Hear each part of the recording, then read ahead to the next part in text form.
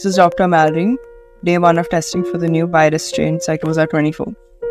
Patient seems to be experiencing anxiety, symptoms being nail biting, tugging at hair, and rambling. Patient also shows signs of aggression. Testing is ongoing. This is day 2 of testing on the Psychosa 24.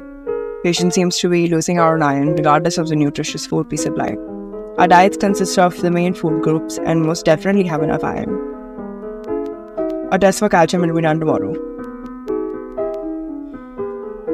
The nail biting and hair pulling has excuse me. The nail biting and hair pulling have worsened. Patient has started scratching themselves as a form of self-harm, I presume. Testing is ongoing.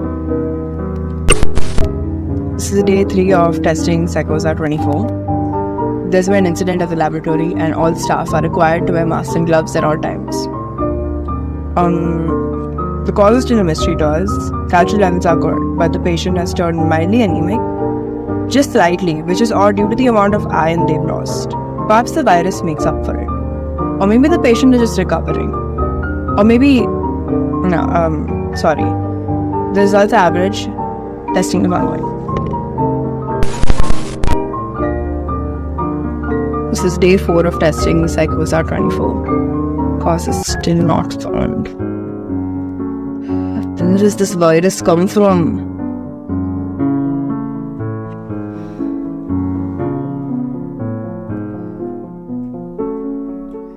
Patient has attempted self-harm and suicide and is somehow not anemic anymore, but is still losing iron.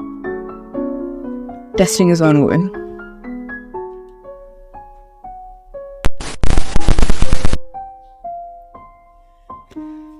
Hey, stop! Get off me!